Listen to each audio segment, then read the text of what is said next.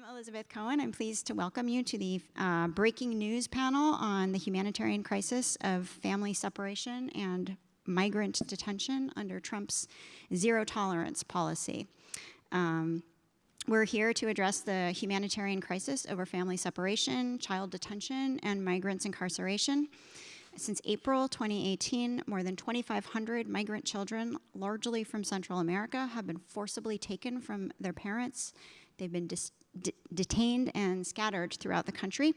As of this week, I think more than 500 children are still separated from their parents, and we've seen pretty heart-rending evidence of the terrible consequences being experienced even by those who have been reunited with their families. So we have a lineup of powerful minds here to talk about the crisis. Unfortunately, Linda Bosniak is not able to join us, but look who is. We've got Alexandra Filindra, Associate Professor of Political Science at the University of Illinois, Chicago. Amalia, Associate Professor of Political Science. Full. Oh, sorry. Somebody on your own website is listing you as associate, but as somebody who's going up for full right now, I appreciate that distinction. Professor of Political Science and Director of the Latin American and Latino Studies Program at the University of Illinois at Chicago. Karthick Ramakrishnan, Professor of Political Science at the University of California at Riverside, and Jacqueline Bhabha, Professor of Law and Public Policy at Harvard University. I thought each of our panelists could make some what I believe are partly prepared, partly extemporaneous remarks, speak for a little while, and then a few additional minutes if anybody wants to follow up or respond to something somebody else said, and then open things up for comments, okay? I don't know who actually wants to go first, but. I think the people who prepared remarks should go first. I'm happy to go first, just because I think I'm maybe going to speak about the bigger picture, the context in which I think we need to look at this, which is that this recent separation of children, including toddlers, from parents at the border represents, I think, one of the most egregious violations of children's rights and human rights in migration law that I can think of, and I've been working on child migration for most of my adult life. So I think it's an extraordinarily momentous set of events that we are talking about. And even though, as Elizabeth said, at least 2/3 of the separated families have now been reunited, there are still significant numbers that haven't. There are parents who've been deported without their children. There are children, over 500 of them, still separated from their families. And the trauma that this brutal and unnecessary policies created will endure for years, if not for decades. Some of you may have seen the AILA briefing that was just recently put out, which includes testimony from 76, I think, mothers who were separated from their children. And some of that testimony is just so powerful. I really would urge you to read it. One of the women said that she couldn't really stop crying uncontrollably, but when she did, she tried to recite the prayer that she said every day of her adult life, and she couldn't remember it. She was just blank because the terror of what was happening to her had completely erased her kind of mental agility. I think that I just wanted to make a couple of more general points. Firstly, people often say that the fact that the US hasn't ratified the Convention on the Rights of the Child is not so material because, after all, there's a constitution, and many human rights instruments aren't that effective anyway. I think that this is an example of a situation in which the failure by the US as the only country in the world not to ratify the CRC has dramatic consequences, because the violation not only of the prohibition on discrimination and the mandate to consider the best interests of the child, but also the use of detention without good cause and without trying to alleviate the circumstances. Those are such egregious violations of the convention that I think if the US had been a ratifier, this would have had dramatic and very embarrassing international consequences. So I do think from that vantage point too, this is really a very significant moment. I would also say that the kind of bipartisan coming together of outrage that we witnessed, and I know others are going to talk about the social movement response more, but the outburst of rage, really outrage and rage, was telling, because I think that so many of the policies of this, immigration policies of this administration, actually are shocking the conscience, but aren't eliciting quite the visceral response that something as egregious as this does. So I think it's really a pointer to the obligation that all of us interested and committed to these issues have to keep on bringing them to the fore and keep on emphasizing not only their inhumanity, but the way in which they really set the US as a kind of pariah, as an outlier, even in a harsh context where immigration control and immigration exclusion is so dominant.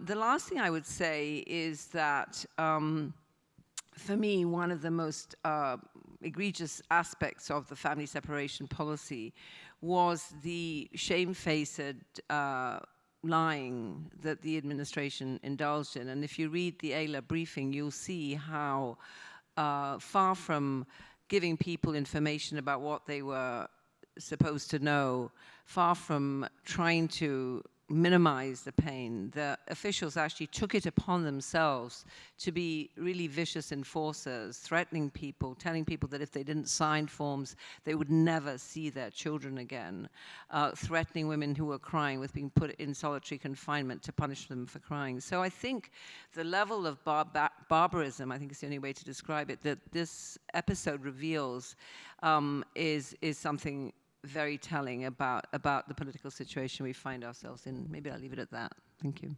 Well, I was going to do more context setting, so maybe we'll just continue down that theme and then drill more into the specifics. Just a couple of kind of broader thoughts. And I think it's relevant for what I still find frustrating in terms of the, at least what seems like the dominant political science understanding of public opinion on immigration, that it's somehow related to demographic change as the primary driver. You've seen this in some of the Upshot articles that summarize some of our colleagues' work, as well as, I mean, you have Upshot, you have Vox, and it still surprisingly remains enduring. Tom Etzel in New York Times, I think, also traffics in this work. And so I used to think of this as a straw man argument, because why would anyone continue to think that demographic change is the primary driver of public opinion on immigration when we saw such big shifts in public opinion on immigration based on actions by the president, not just actions by Donald Trump, but even actions by Barack Obama, right? So Obama's DACA announcement has a big shift in terms of how we think about policies affecting children and on something like a temporary program like DACA. Candidate Trump making immigration a top issue and really dominating the Iowa caucuses and then going on to win the presidency, but really elevating immigration to such a high level in which it wasn't even salient in the American electorate.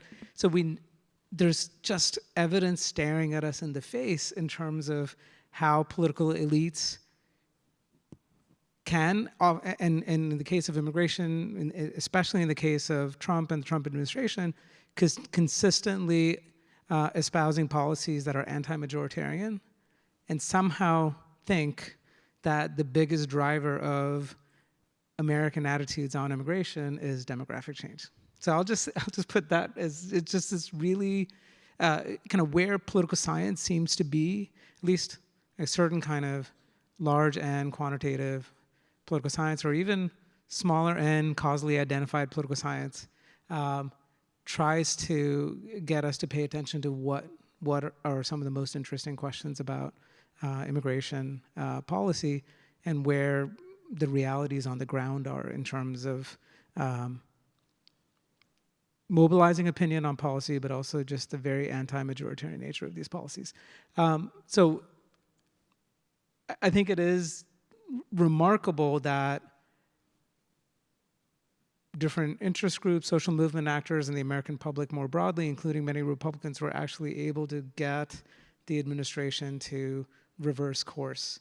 Because on many other policies in which there was nowhere near a majority opinion in favor, including the wall, including the Muslim ban, including what is now being almost virtually certain that they're going to trot out something about public charge and limiting the ability of green card holders to either renew their green cards or to become American citizens because of them accessing welfare services.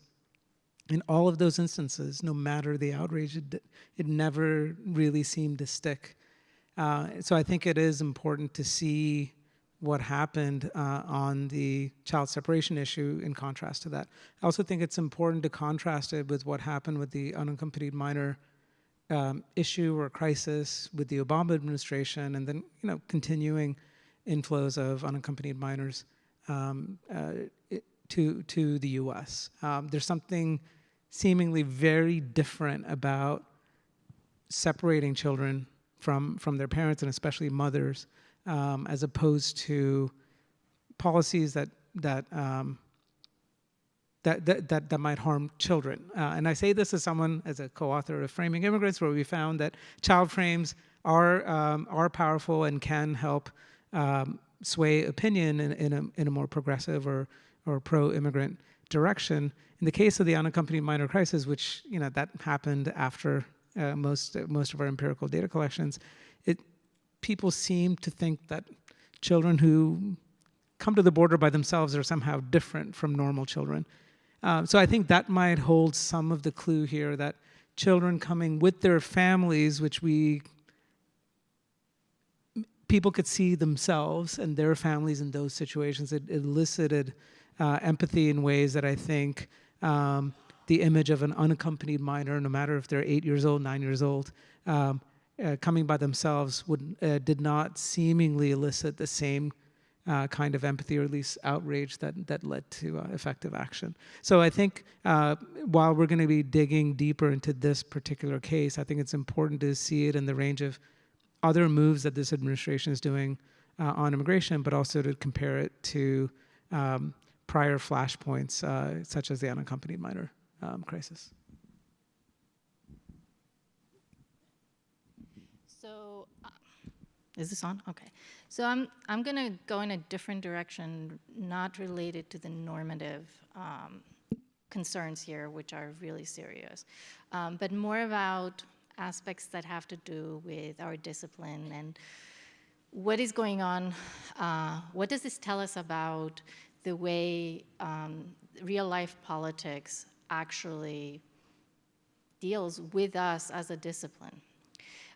We have today, the association is honoring Condoleezza Rice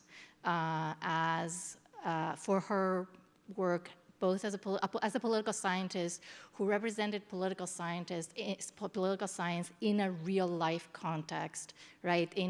As Secretary of State, and presumably part of this honor, and I'm not gonna discuss issues that a lot of people may have about her and about the policies that she adopted. But from our perspective, it is giving an honor to somebody from our field who actually was able to bring our ideas and ideas about political science and about how the world works from our perspective into an administration. And then we have the migration crisis. And how do the two relate? Well, we have known, first of all, the issue of deportations and of escalation of deportations has been going on for a very long time. It started with Bush, and it continued unabated during the Obama years. And now we have turned to a situation where we are actually jailing families and separating their kids. So there has been an escalation, and it's not even, at this point, we're talking about a major jump. At the same time, political science has developed a huge amount of scholarship, and so has economics, by the way, and theorizing for why this form of deterrence is not effective. We know it on the ground because if you ask anyone who has been to the border, it will tell you that people still come and still bring their kids, and this keeps happening. And it's happening in other countries where they're now trying to emulate harsh border policies that the US is implementing, on the basis that if the US is doing as the world leader, then sure, why wouldn't I be doing it? But we have, for 2 decades now, there is a serious scholarship, vetted scholarship, that shows that our expectations of deterrence are not met by reality. And we know why. Psychology tells us why. Theories in psychology suggest that when people have sunk costs, have already put in effort, both emotional effort and financial resources into a project, into an enterprise, they will continue with it even if the risk of failure is really high. So if you think of the migration process as somebody who has already, from one hand, is leaving a country to secure their future and the future of their children, and they have already paid a coyote to get them through, and they have paid for a series of expenses through the process. And on top of that, the emotional cost and the fear that is involved by getting until you get to the border. The fact that the defense went from 10 feet to 15 feet to 100 feet is irrelevant.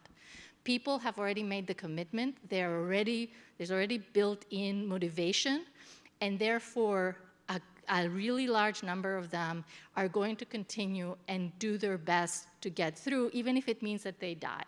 And we've known for a while during the Obama administration that deaths in the desert were increasing. And this is why they're increasing, because people have a stronger commitment than we think. They're not going to go back to a situation that is untenable for them, that is not safe. It's not safe for their kids. So the question becomes, why is it, what is motivating our political leaders to completely shut out this research that has documented for a very long time that these policies are ineffective? Why is it that we have Jeff Sessions coming out and saying that, yes, we are going to deter them by separating them from their kids? And from my perspective, the answer to that, I can't help but always go back to Peter Andreas's work and the idea that border enforcement and immigration policy is a performative art. It has a performative aspect to it. The point of it is not to actually be effective. Effectiveness is not relevant. What is relevant here is the political gain and the emotional gain that a certain proportion of the population is gaining from the perception that something is happening to prevent the unwelcome and the feared people from coming in. And the fact that people get separated and we're violating not just treaties, but our basic understanding of humanity, people embrace that. Because to them, protecting their white privilege and protecting their native privilege is more important. And that's what we're catering to. We are creating policies that are performative in nature and not effective. And we're basically doing it in order to give emotional gains to a portion of our population that needs that kind, that feeds on this kind of emotional feeling that they're getting protected from the other. And we need to think more clearly about the anti-science and anti-political science stance of active politicians, and the fact that we are not getting through. And what can we do about that as members of the academy and as people who are concerned about politics on the ground and about the effects of public policy? Thank you. Okay. So thank you so much. So one of the things I want to start with before I get into a discussion of sort of the activism around this issue, as well as the broader immigrant rights issues, is to sort of just point out sort of a few things. What is new now is the separation from parent and detention of younger children, but we have had in the past few years the separation of older children who are detained separately from their parents, separation and detention of all children who are not traveling with their mother or father, sometimes with other relatives, but still they're treated, they're detained, detention of children traveling alone or unaccompanied minors, and also long-standing and very common family separation while a parent is detained or deported, and that's probably affected about 500,000 children. As well as, especially since the Trump election, self-deportation of oftentimes of parents given fear of deportation.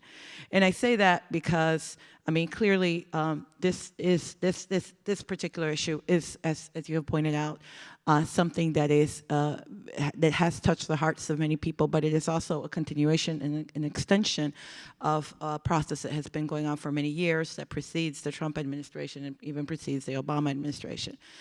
There's also, I just want to point out some distinctive things and how that has also shaped activism that are connected to this current crisis. Another one is, in general, and this is something that a lot of sort of immigrant rights activists sort of have really internalized in the past few years, is the understanding of sort of moving away from a politics of exceptionalism in immigrant rights politics because everyone is vulnerable. And the latest example being this, the Central American migration, because if 10 years ago we were debating whether economic migrants could claim a right to stay or leave based on family or residence or whatever the basis is that you find in the literature or in popular writing about this, we're not debating whether people had a right to claim asylum. We were not debating that if people were fleeing very harsh conditions and were afraid for their lives, they could at least come to the U.S. and claim asylum. And if their case was found to be a case that was, a case that was sort of had potential to be found, that the person merited asylum, they could stay. Okay, and so that has changed, and that changed a few years ago, and that's probably the end to one of the last few exceptions that people sort of at least said, well, that's like a different thing, right? And we also have seen with the threat to DACA, also another kind of group that was protected is now, any day now, we may find out that will be over soon, depending on what happens in Texas. So what that means is it's not a coincidence then that, the latest sort of mobilization of a group of youth in Chicago, what they decided to call their march and their sort of movement was protection for all, right? The idea that everybody's vulnerable and nobody anymore is protected. And so what does this mean in terms of activism? And I mean, I've written about sort of the difference between people who are pursuing a CIR kind of strategy versus anti-deportation activism. So that's, that we understand is sort of a difference, an ideological difference, differences in terms of strategies and tactics. But I think this is a moment that is really particularly difficult and really has people asking a lot of questions for a number of reasons. One of the things that's happening is so many things are happening, and that there is no specific activism that is only directed. There was this national mobilization, and you're right, it's absolutely wonderful that it was able to stop this. But like with the Muslim ban, I think the government is still trying to pursue how they're going to continue to do this and how they're going to get rid of Flores and how they're going to, find ways to incarcerate more families, right? If not sort of separate children. They may be able to continue some part of that. But what's also sort of at issue is that so many things, so in addition, you have many people who are checking in and being deported because they are checking in. So people who used to check in because they were in deportation proceedings are now really going to be facing deportation because the government keeps the things that are less visible, but that are happening every day. The government keeps, deporting people who are just checking in, and were checking in for years, for example, or things like work raids that we had not seen for many years that the Obama administration had paused. We're seeing those again. And even the strategies that people are trying to do on the local level to try to stop some of the like rapid response teams, assuming raids were going to happen in apartment buildings, but that's not exactly where they're happening. They're happening in workplaces. So there's a lot of things that are occurring that are not, that there's so many things that are occurring that what I'm trying to say is that the immigrant rights movement, has, in a way, it makes it very difficult because everybody has to, be addressing everything. And in some ways, trying to address everything means you can't be really good at addressing and focusing on one thing, right?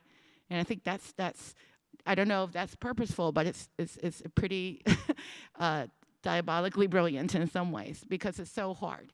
But anyways, what I want to say is that the point is sort of where to go now. Like where to go in terms of like, what are we asking for, right? Given that this is happening. And also in a moment where, as has been pointed out, there is a question about is this process of criminalization and dehumanization, has it gone so far that humanity is no longer a claim and that human rights are no longer a claim? Even what that judge in Texas is looking at is economic basis for DACA renewal, not humanitarian, right? So if we've gotten to this point with incarcerated children, is there anywhere else to go? Okay, or do we even want to think about the unthinkable? Okay, so there's that point, right? Like, what is the basis upon which, the grounds upon which we even make a claim, right? What are the political possibilities of, organizing, mobilizing, engaging in mass civil disobedience in the particular context? So all those questions are also there.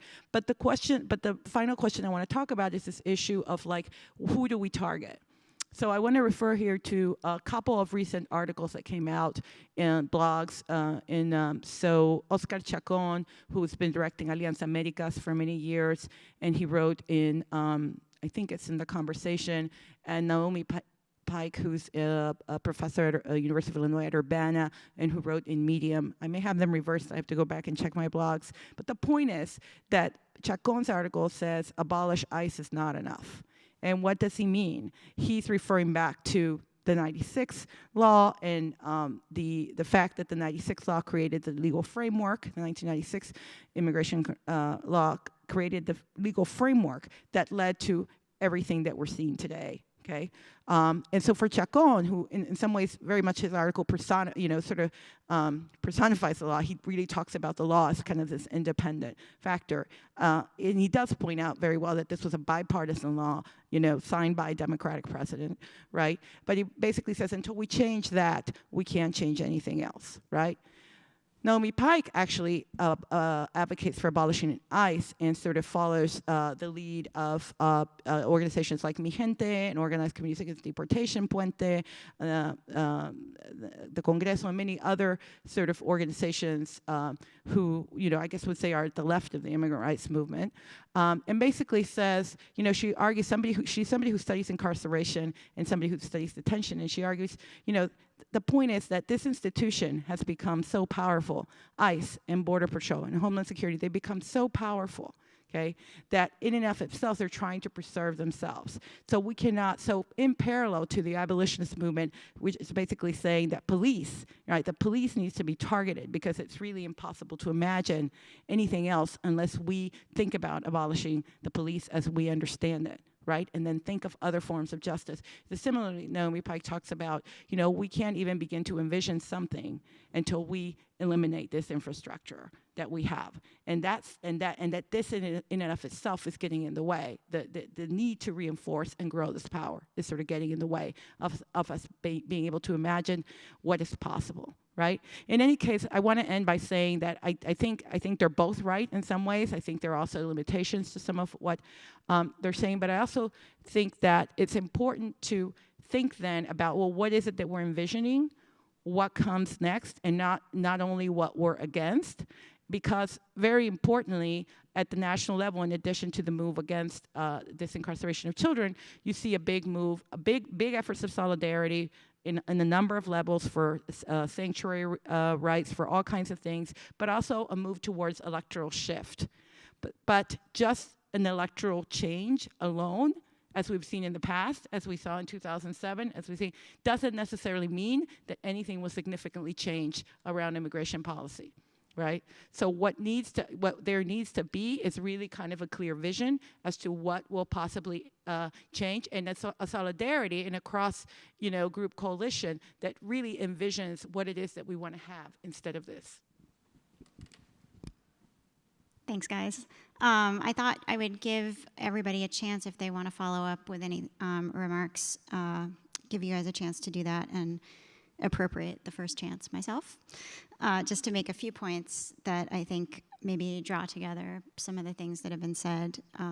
And I'll start with a comment that Karthick made about child frames and the fact that we have traditionally thought of child frames as helpful and possibly protective. And I think that, I've read your book and I find that very persuasive, but I do think that drawing on one of Alexandra's comments, when you get to the point where we're able to dehumanize children, which is essentially what's happening both rhetorically and physically in the treatment of children who've been separated, then that probably loses its effectiveness, right? So child frames are probably effective right up until the point that we don't even think of the subjects as children anymore, in which case it's not going to be protective. And so this way of thinking, Alexandra cited Peter Andreas, this as a border enforcement as performative, that's a performance that has a real consequence, and the consequence, I think, is dehumanization. And family separation is a long-standing form of torture that has been inflicted on many, many groups of people as a way of not only imposing abuse, but dehumanizing everybody involved. So I wanted to pull that in. I think that another thing that's become really clear kind of in the last set of comments that Amalia made about, should we be thinking about abolishing ICE? Should we be thinking about rolling back the clock to pre-IRA, pre-1996, both of which seem like really desirable things, and I'm not sure we have to choose. We do have to strategize, but it's become clear that even among political scientists, when this crisis happened, this is, breaking news panel, when this crisis happened, it became clear that a lot of people did not understand which agency was doing what. We don't understand the agency structure under DHS. And so, I am thankful myself to people like Dara Lind, who've been reporting on this for a really long time, for very clearly explaining the difference between ORR and CBP and ICE. Because if we don't understand who's actually performing which actions, we can't then get to the point, I think, of targeting any agency or part of the bureaucracy for their own removal. Connected to that, one other point, which it sounds to me, and correct me if I'm wrong, did you say Naomi Pike? Yeah, is probably drawing on the iron law of oligarchy, which I've been thinking a lot about lately as I've been thinking about abolish ICE, and that's in play here, but it's in play in a really kind of insidious way, because not only do we have these bureaucracies that are dedicated to expanding their power and have weird opportunities to expand their power because they're not subject to all of the rules that other agencies or groups like police would be. But people are making money from this, and those lobbies that were lobbying for government money to go to things like private prisons and private monitoring technologies and the companies that make them, that's been going on for a really long time, and they've built up a lot of power, and it's going to be hard to root out that influence in addition to rooting out those bureaucracies, and that is something I think we have to think about. People are making money from this, and as long as some people are making money from this, it's going to be really hard to dissuade them of all these other things that are happening.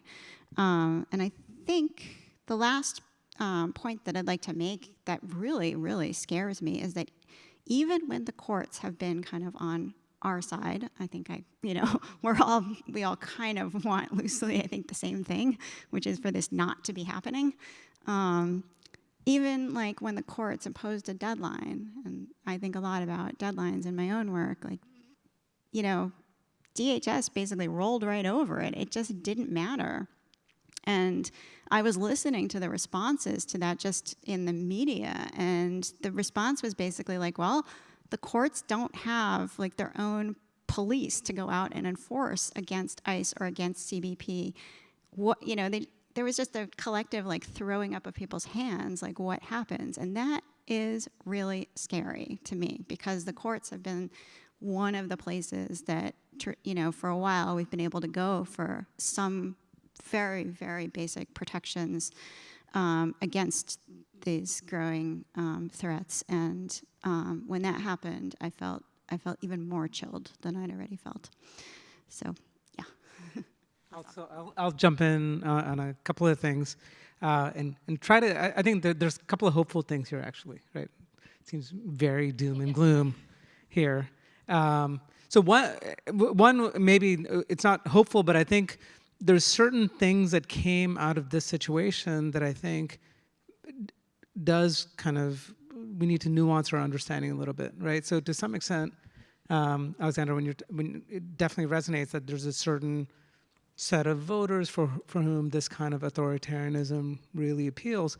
But let's also, I think we need to really think about partisanship and partisan identity and how powerful that is, right? Because basically, what you had when you look at Republican public opinion essentially tracked, even though there was still a subset of people even after the administration changed its stance who still thought that child separation was a good thing, you saw a big shift in Republican opinion essentially based on what the administration did. Now, I don't think that's necessarily a hopeful thing, but a lot of times we still think of deep psychological kind of fear of the other, kind of authority, like pro-authoritarian tendencies, but sometimes it's literally just what team you're on and just rallying to that side. And it's just kind of crazy that people will just, even when it involves the fundamental violation of human rights, something seemingly arbitrary like party affiliation and the moves by political elites can make a difference.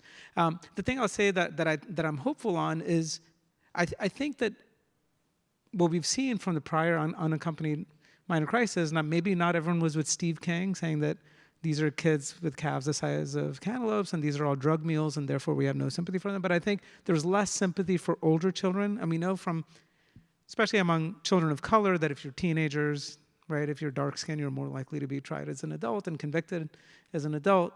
So I think this question of what are the conditions in which we still think of some people as children, I think the two things mattered here. One is that photograph of that little girl while her mother was being questioned, and the audio. I think those were so powerful that it was really hard to dehumanize and to think of those individuals not as children, right? And you had stories and reports of children under the age of 5. It's really hard to say that someone under the age of 5 is a drug mule or, is really, shouldn't deserve our sympathies the way that they're able to tag older children of color as not deserving. Yeah. And then finally, I'll just say, all this talk about abolish ICE and all that, I think it's great to be aspirational. I want to have like a more immediate term, and I'm just shocked that progressives and Democrats, and they're not always the same thing, have not coalesced around firing Steve Miller. Like, I just don't understand. If you look at all of the things that string together this pro-nativist, racist, anti-majoritarian set of policies that range, from the Muslim ban to child separation, to public charge, to problematizing even legal immigration, right, and just demographic change. Like, Miller is behind a fair amount of this. Not to say that if you fire Steve Miller that this is going to go away, but there was so much of an outrage against Steve Bannon, and he had a very kind of Hollywood-esque kind of bad boy image of nativism. Steve Miller, I don't like, even his relatives are disowning Steve Miller, but somehow we haven't clued on to the fact that if we make a drumbeat of an ask of firing Steve Miller, that will at least start putting a face to the sets of policies that most Americans reject. Thanks. I have a few other comments, but I think Alexandra, you look like you were. Sure, I can jump in on this. To me, the fact that we are talking about differentiation between older and younger children, and under what conditions can we get people to be protective of children, and that's the rhetorical moment and like the discursive and psychological moment we're in, is so unbelievably scary. And yes, we've seen this before 3 years ago in Greece, right, with the child that died at the drowned on the beach, and that created a huge surge of support for the Syrian refugees, and even within Greece, which is not the most hospitable, despite its ancient traditions. It's not one of the most hospitable places on earth. There was a very strong surge to, oh my God, these are kids. But here we're talking about differentiating between 5-year-olds and 7-year-olds, and who's the drug mule. And you also, like, I watch a lot of Fox News for professional reasons. Doesn't help my sanity, but they don't differentiate. They have narratives that are so virulent, and they're at the point, we have got to the point where the norms have become so lax, and that there is so little enforcement from elites of social norms related to marginalized groups, to all kinds of things, that people like Tucker Carlson finds it absolutely acceptable to say on national television things that 2 years ago, frankly, he would not have said. There would be such an outrage that he could have been fired. Today, it actually draws more audience to him. These people are like thinking of themselves as performance artists, the way that The Border is a performance art. And they cater to this kind of virulent sentiment. And partisanship is important because, yes, people are influenced by their parties and elites, but we know very well that partisanship in today's America is basically racially motivated. The Republican Party is, for all intents and purposes, a white party. And it has all the sensibilities of a white party. And with a lot of institutional changes that have taken place, especially around campaign finance and gerrymandering of districts, you have an even more extreme form of a white party. And this has really contributed a lot to where we are today, because there are incentives on the right to cater to these constituencies. And there are people like the President of the United States who say, what's wrong with that? It's legitimate. It's legitimate to be racist in the United States in 2018. So unless we find ways to reinforce these norms and bring back the narrative that says, no, it is not okay to do any of these things, I don't know how we are going to get there. Our institutions at this point have created incentives for the voices of this part of both the people and the elites who cater to them to be heard. And I don't know, and here you are, smart political scientists, please tell me, how do we move from this point? What is the first thing that we need to do in order to get out of this trap? Because I think that the way we're in a path-dependent trap, where we have empowered really this part of the population and this type of elite. And I have no idea how to get us out of there. Thank you. Any other follow-up comments? No? Maybe I can.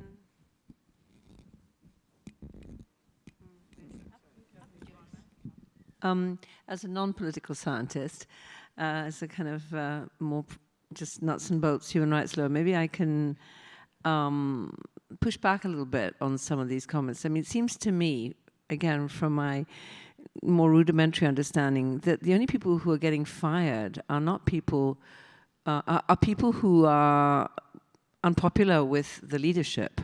So Bannon didn't get fired because there was a great swell of public opinion against Bannon. Bannon got fired because he was not doing the things the president wanted him to do. And so I think we're wasting our time if we try to get individuals fired. I think what we need to do is think about the broader politics of this situation. And I mean, as long as this administration is in power, one of the most effective policies of this administration has been its anti-immigrant. It's the only thing really that they've consistently managed to deliver.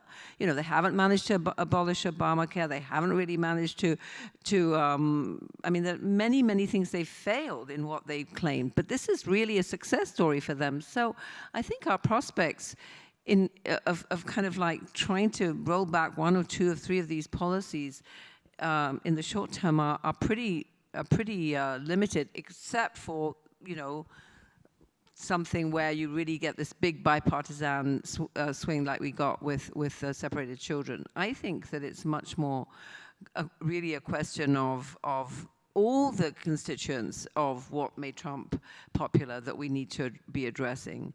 You know, all the questions of how economic benefits and gains are distributed, all the kind of elitism that's been criticized and so on.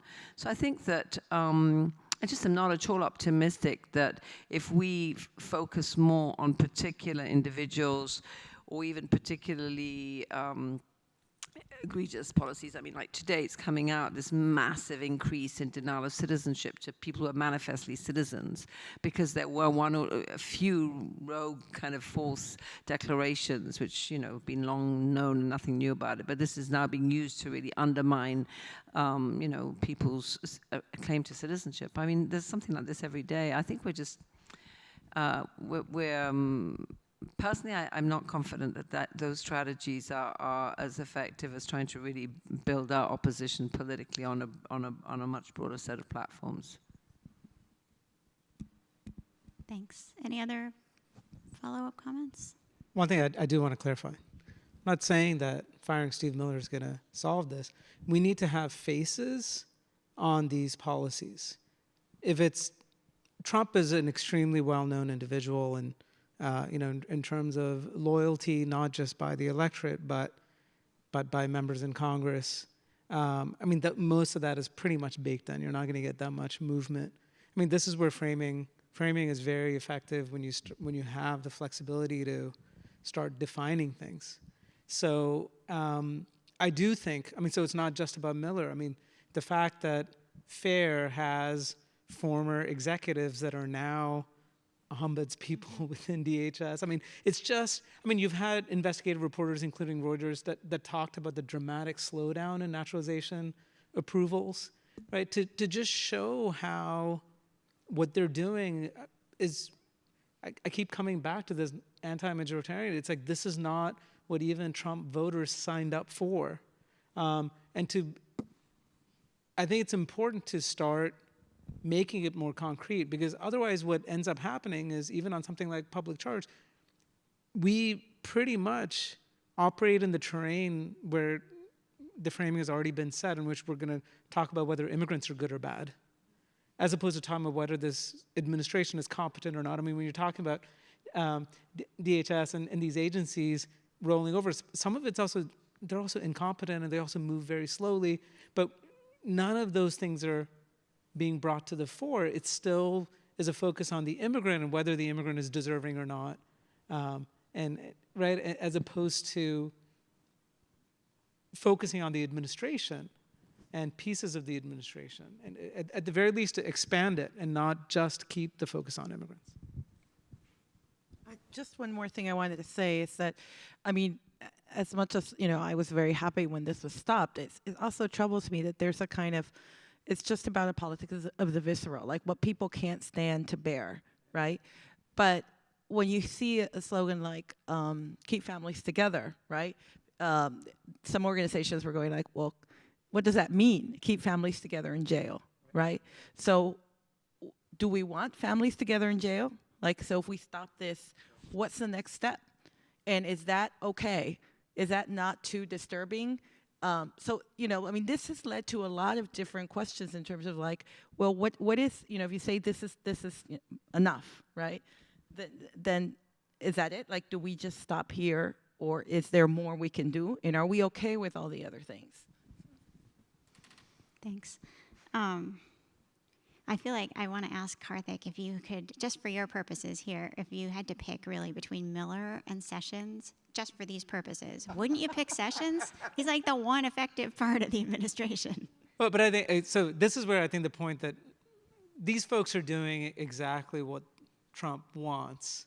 So, I mean, Sessions would be a perfect example if the only thing that mattered was you know, Trump's legal troubles, Sessions would have been gone a long time ago. But he's doing other important work, so he's very valuable for that reason. So I think I totally agree with that point that you know, that some of these people are staying for a very specific reason. I do think someone like Miller is just okay. You got, and I don't mean to be mean, but you've seen the photos of Miller. He does not seem like a person that elicits much sympathy. He just looks like a very shady character who's like behind the scenes, and he looks like someone who's like if there's any kind of like sinister conspiracy theory of someone who's like totally non-sympathetic, who's doing evil things, like it would be Miller. More so than Sessions. Okay. So yeah, if I had to pick between Sessions and Miller, You're picking I would put the target around Miller. And the hypocrisy is that that just makes it even more, like the fact that his grandparents came under policies that he is now vociferously opposing. These things should make a difference. They're not going to be the panacea. But to me, I just think that so when it came to Bannon, yeah, I think he was fired because he said bad things about Trump to someone else. But I do think it was effective to personalize many of these policies. Final thing I'll say on immigration, where I think it is still movable, is like some of the biggest accomplishments would be the deregulation and tax cuts, which is why the Koch brothers still kind of, even though they oppose tariffs, they're feeling a bit conflicted because there are other things that they got from this Congress and from this president. So I do think that there's room for persuasion on immigration because there are other things like environmental deregulation, economic deregulation, and tax cuts where they've been pretty happy with what they've gotten. We have a reception here tonight. We should go ask them. Who? Koch brothers. Oh, really? Yeah, the Charles Koch Foundation and the Humane Society have a reception tonight at 7:30 for those of you who are interested. Okay. I think we have about half an hour, if I have my time correct, in which we can field some questions and try and have a little bit of a back and forth. Audie? I cannot see very well, so please, like, come on up. You want to come to the mic? Yeah, come to the mic, please.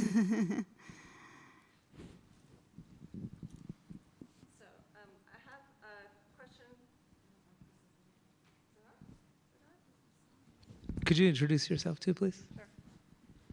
Now is it on? Okay. Audie Close, I'm a colleague of Elizabeth and a former colleague of Amalia's, and a fan of a lot of people on the panel. So, my question is probably one for Amalia as the Latin Americanist on the panel. When the Trump administration first came into office and Trump was talking about how Mexico was going to pay for the wall and all that other kind of crazy stuff, Mexico basically said, well, you know, if you put too much pressure on us, we're going to stop cooperating on keeping Central Americans out of the United States. And then lo and behold, we have another Central American families crisis on the border. So that was another one of those policies that was certainly ramped up under the Obama administration to try to help develop an administrative state within Mexico to basically create a Mexican immigration policy, which they didn't have any need to have until recently. So my actual question, that's the background. My question is, particularly during the current NAFTA negotiations, do you have any insight into whether or not this kind of tension or bargaining relationship between Mexico and the United States in terms of managing or preventing migration had any, is there any element of that particularly in the most recent crisis and possibly even in the recent US-Mexico not NAFTA negotiation? Well, that's a good question. I hope somebody else can answer it because I don't have any particular insights. But what's interesting from sort of different presentations I've heard about Mexican migration recently from Mexicans too, you know, they're facing a very interesting situation of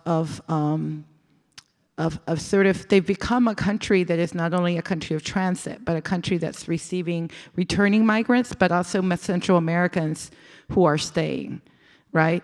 So they're actually involved now in their, sort of a lot of their own policies to figure out how they integrate all these people. And also, of course, that they've had this decline in out-migration to the US too. So, you know, for a number of reasons. But that in and of itself, I think, you know, without having any insight, right, into this, makes me think that, I'm not sure that there's any kind of, the recent years have been about mostly Central American migration, right? So I'm not sure where that is in terms of like whether diminishing Mexican migration would really mean anything, for what's going on right now at the border.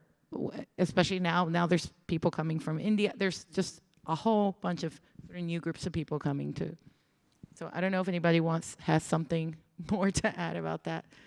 No, just the last part about Indian migrants, asylum seekers, especially in the kind of the Mexicali and San Diego and Tijuana sectors like that. To me, when a reporter called and asked me to comment, I was like, it's just so new. I'm not really sure what to say. I mean, right now, some of this also relates to kind of the growing Hindu right in India and whether the claims that people are making are more credible now than they might have been before. So it is, in terms of what Mexican migration looks like, and especially with Indian asylum seekers as in that mix, I think it is definitely something new, and I think we're very early in our understanding of even what the heck is going on. Yeah. And another thing I'll just add, which is sort of more anecdotal, is the extent to which, especially visible in the recent Mexican elections, so every candidate had to be opposed to the wall, opposed to Trump. I mean, that seems pretty universal, right? And sort of the, and how Peña Nieto sort of kind of paid in some ways for not being more vocally opposed to the wall from the very beginning. So, yeah. Other questions? Just help yourself to the mic. Hi, I'm Vanessa Cruz-Nichols, and I'll be starting at UC Riverside next year. So I wanted to ask about the tolerance, right, that people are sort of at this point responding to the most visceral and the most disgusting things that we're seeing with regards to these children being separated from their families. I wonder if you could, if any of you have seen the coverage of these protests and those whose levels of awareness are finally sort of reaching what I think, which is that Latino families, right, so newer electorates and newer constituents are realizing that this is a problem. I'm not seeing as many Latino families actually protesting and that are visible in the media. The sentiment that I'm hearing is that people already knew that was going on, and at this point it's about increasing the level of consciousness or awareness for non-Latino families and non-Latino constituents and voters that are finally becoming aware of this situation. But Latino families knew about this starting starting to take place under the Obama administration. So I don't know if you guys could speak to sort of the sort of newer levels of consciousness that are being raised and the cynicism that exists for Latino families that feel like they can't do anything and are not raising their voices. Well, so I have a couple of, I guess, responses. One is that, and that I didn't really get to talk much about, is that this sort of in the past few years, we've seen a real increase in a politics of solidarity. So as someone who's been documenting protests, migrations for the past decade, and they've all mostly been Latino families, mostly been Latino, it's been amazing to see white, black, all kinds of different, ethnic groups much more present. Asians more present. Well, it depends on where you are too, but definitely a white presence that I had not seen before, right? And the work with Black activism that is not just presence and mobilizations, but working with, movements for Black lives and sort of different kind of anti-policing, anti-state kind of work, right? It was just one of the, and pro-sanctuary, so that's one of the really interesting things that has come out of this, is the solidarity around policing issues, right? So I think that's a good thing. I mean, that's everywhere, right? Anytime there's some really problematic policy, you have this reaction, and you have people coming together sometimes in these coalitions. So I think that is sort of really promising, But I wouldn't say, I wouldn't venture to say people are cynical.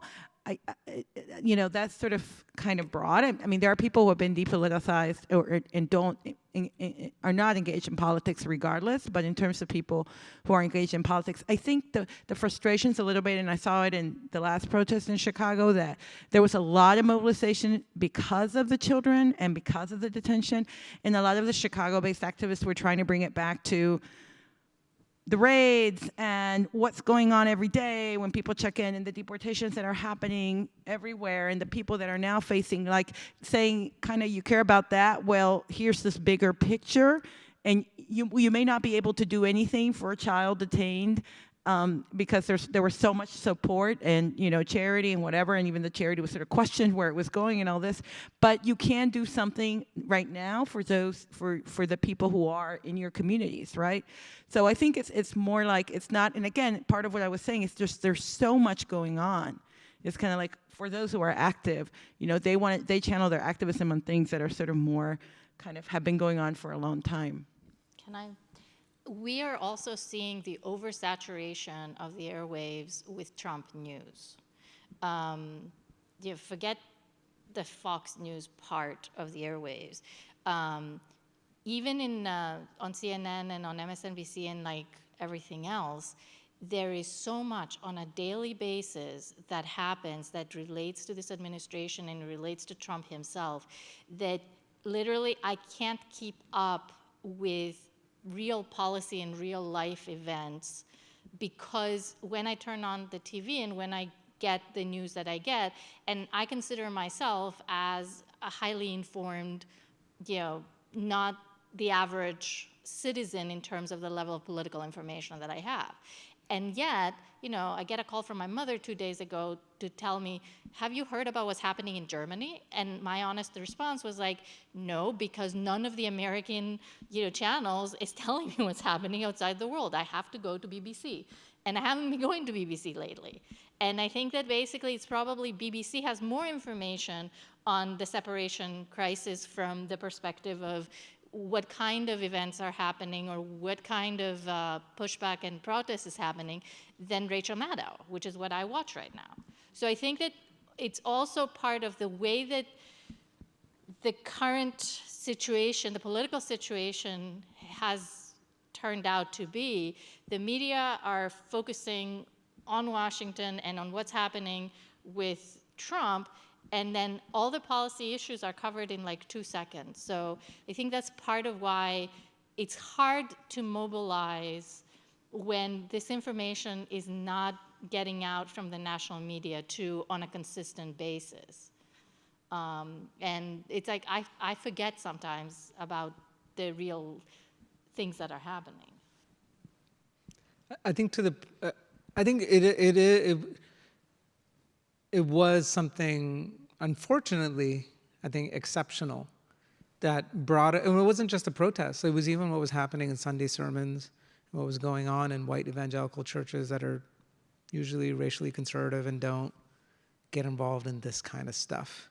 And I think, I mean, it is, even though we would like to think of rights and protections for children as something that is not dependent on framing and the characteristics of children and the kind of images that pierce through, I think that's one of the things. I mean, Trump is a master of distraction. He was not able, when you saw that image of that child, when you heard those screams, you could not, until there was resolution, and he tried. If you look at the different things that he was tweeting before and after, you know, typically he does this. Like the latest thing about how Google News is, you know, anti-conservative. Like, he does these things. I mean, people are talking about that rather than how he was not showing up to McCain's funeral.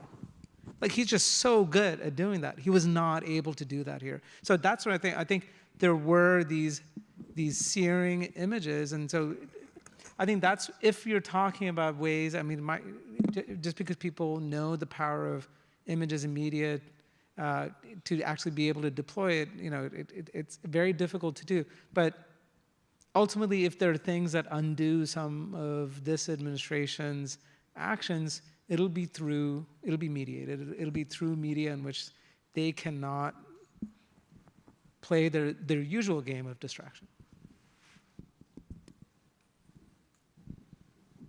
Hi, I'm Brenda Bushhouse from University of Massachusetts Amherst. So I only had a 2-hour drive, which was really nice.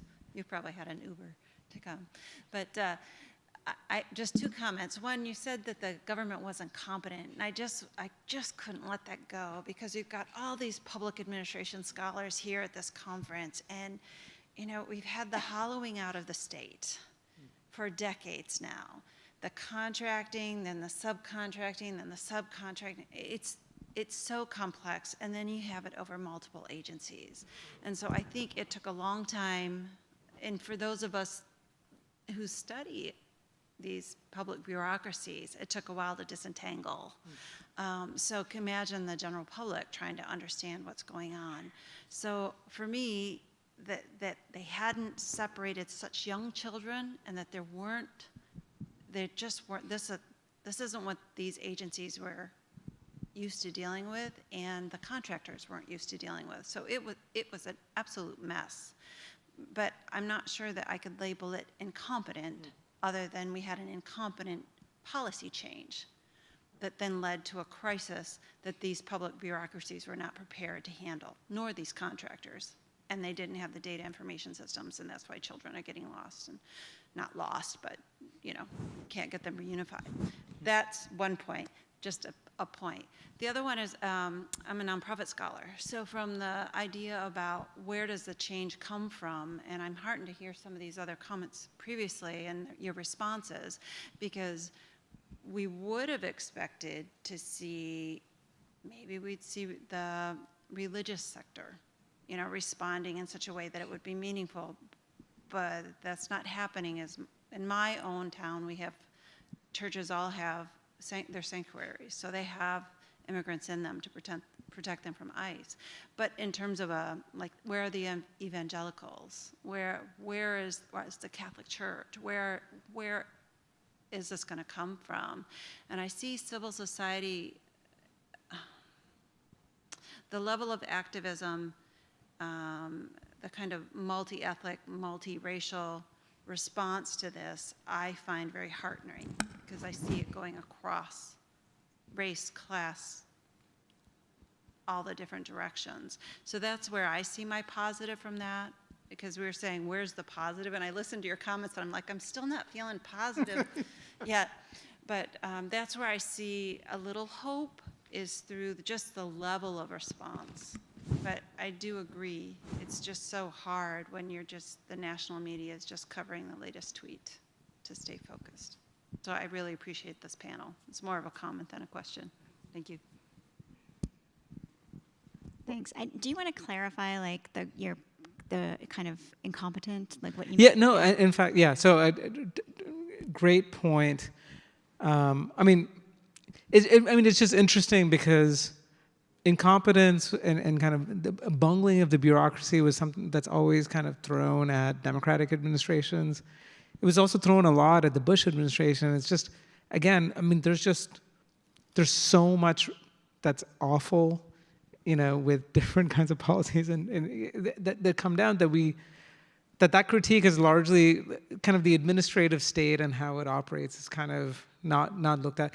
I do when you were talking about just what's happened in terms of the hauling out or the federal bureaucracy, it's contracting, subcontracting, and the complexity of the and these agencies it was an incompetent policy change. I agree with that. It also reminds me of why the Muslim ban now is more effective than it was when it first got rolled out, because people had no idea what they were supposed to be doing, and that created all this chaos in airports.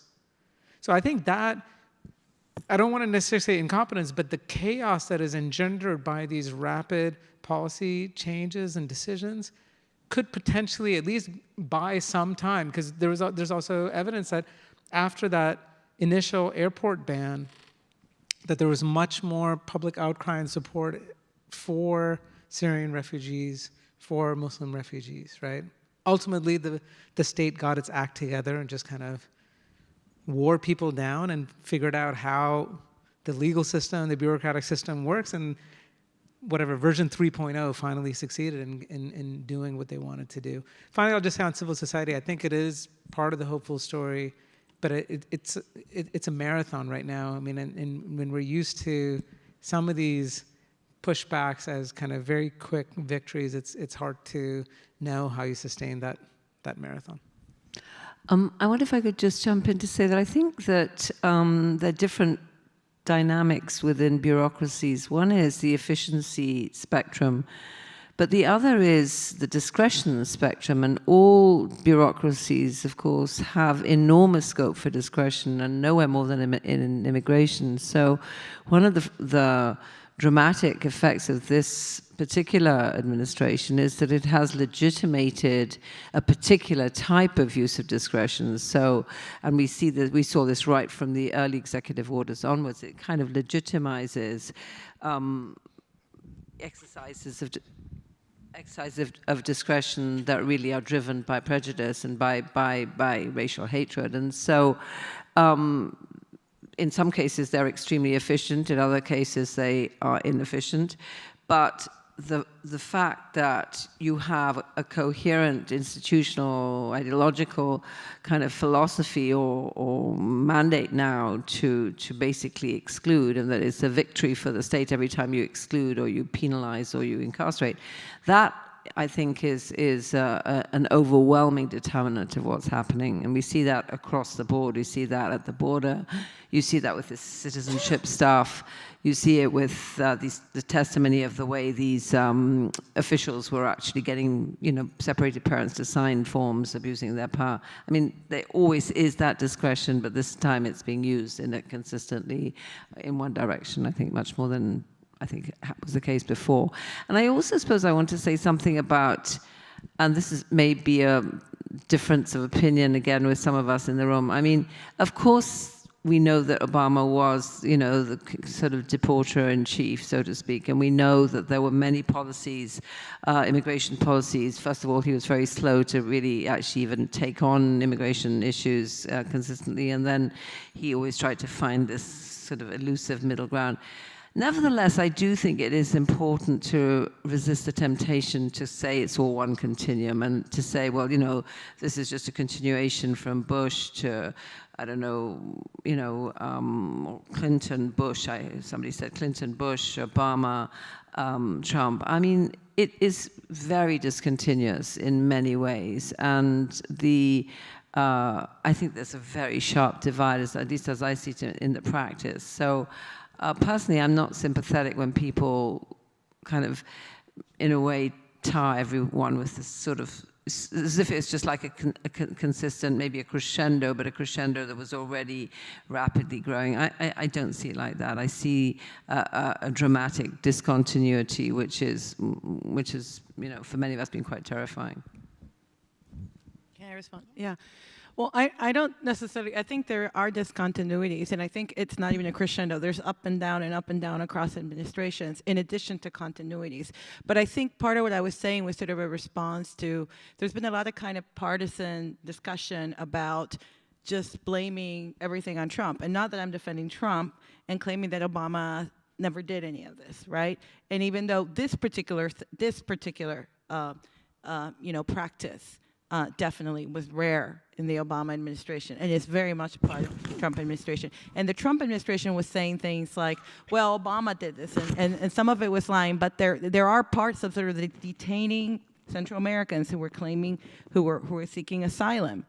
That started with Obama, right? So part of it was trying to get it out of this kind of division, because it is a kind of something that, if we didn't have all the policies we had since '96, if immigrants weren't being detained and incarcerated consistently, I mean, to suddenly do this would have been like impossible, really impossible. You wouldn't even have had the infrastructure to do this. So that's part of what I was trying to say, is that there are some continuations that are really important to keep in mind here. I think we have time for one or two more questions. Yeah, do you want to go ahead? Yeah, I would love to. Just a little hi for me. So my name is Nu Chong. I'm from McGill University, and I have common sort of questions. I think what emerged from this discussion is that the battle needs to be fought on two grounds. One is a discursive ground, and the other one is sort of a structuralist, institutionalist ground. What do I mean by that? You talk about performative dimensions and the sort of the shifts in the discourse about immigration policy or child frames, or how the humanitarian framing is losing its effective power. Right? So my question is, what has changed? Why is it that the humanity, the humanitarian frame, why does that land, is it no longer effective? Why is the child frame, the use of, was it okay, seem more acceptable discursively now to detain children? Right? What needs to be changed discursively for the frame of discussion to be shifted back to the norms that we want it to be? And then at the same time, for these ideas to materialize into actual policy, it needs to operate within a kind of work through the system, institution, the structure, the way in which bureaucracy has more discretionary power, for instance, right? So in that sense, you mentioned in terms of the discretionary power of bureaucracy. So in that sense, what particularly about the way in which our institution, our political system is designed that need to be changed so that such policy cannot be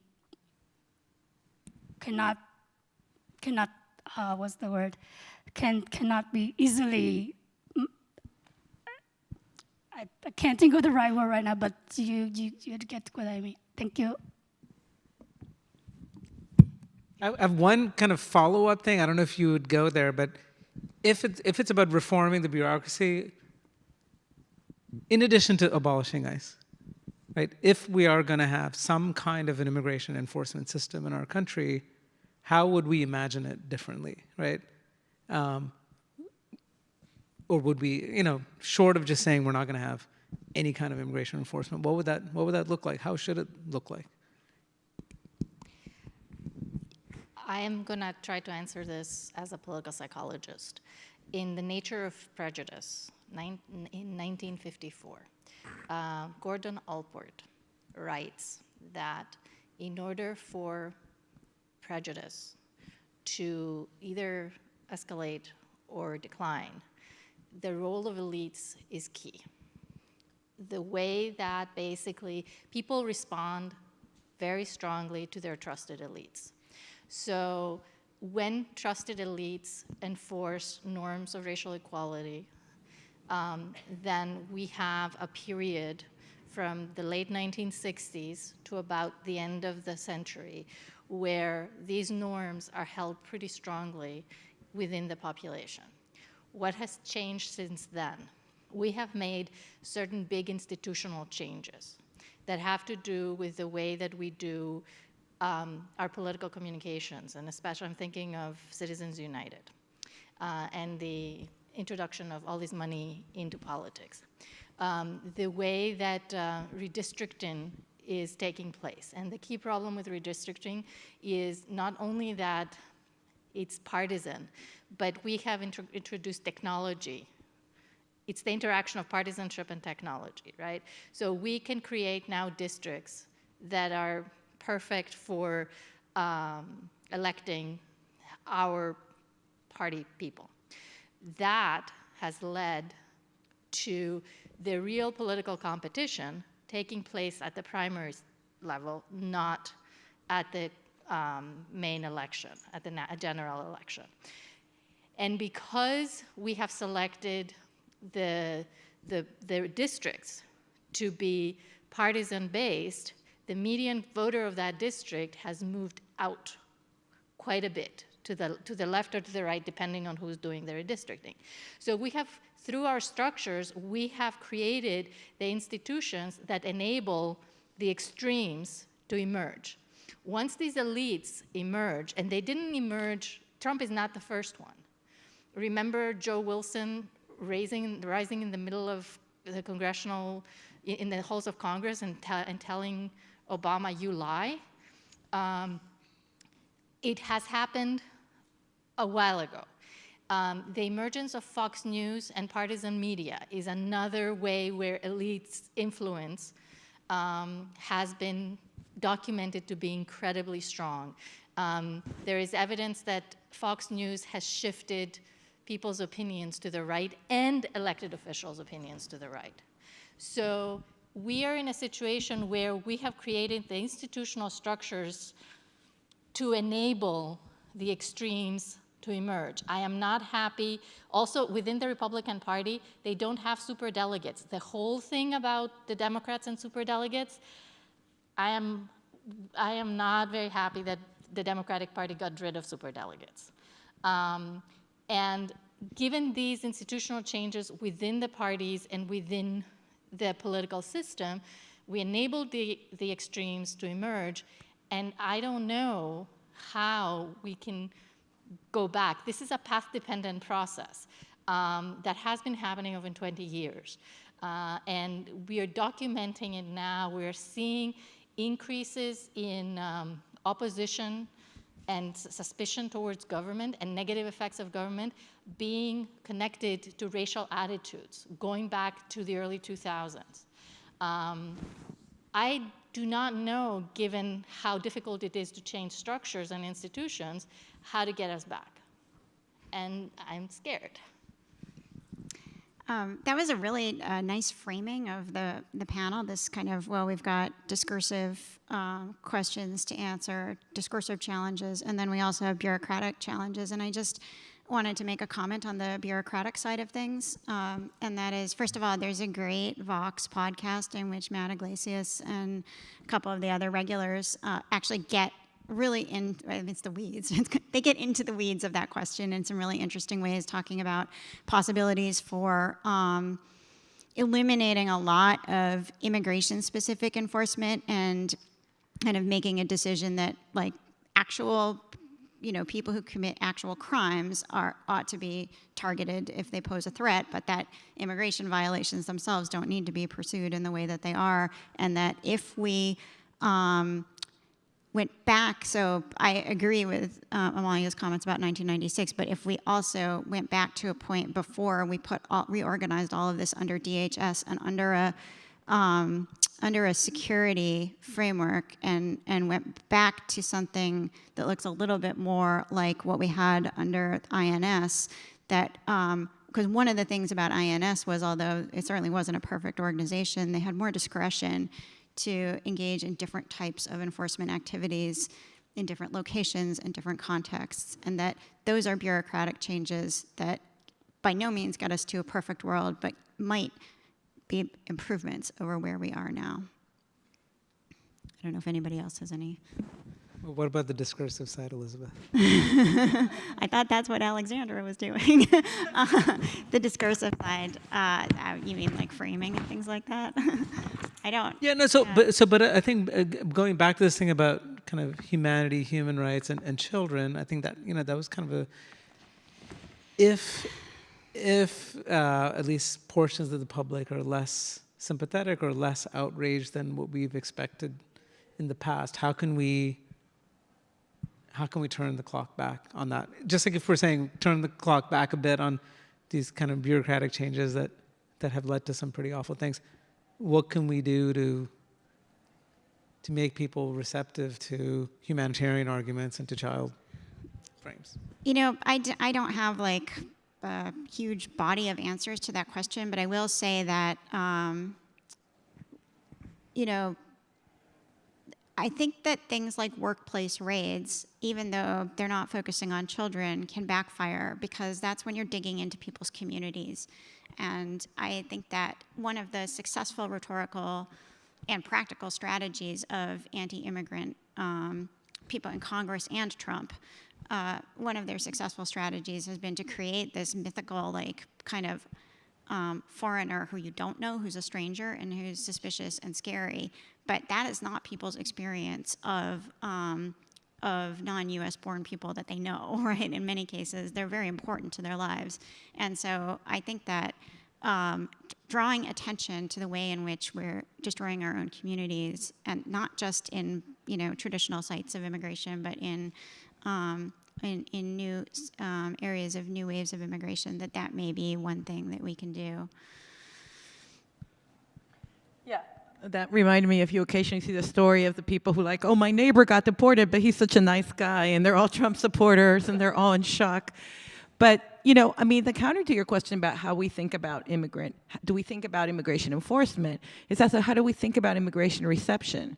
And we should be thinking about it, because for sure the government's thinking about it, right? And there's rumors that they even want to like go back to the 20s, not even 1965, right? And they're thinking about questioning, creating a whole framework to question people who have naturalized. So that includes many of us. We're in that boat, right? So I think that we haven't really done that. We know our current system isn't, is being attacked, and we also knew it had problems to begin with, especially for people who've been waiting for 2 decades. And so, thinking about how do other countries think about reception, and what kind of systems can we develop that really kind of fit our economic needs with, the migrants, and also a place where there's a space for a humanitarian framework, too. Okay, I think now, as I understand our time slot, we are over our time slot, and so I have to draw us to a close. I'd like to thank my co-panelists and also thank all of you guys very much.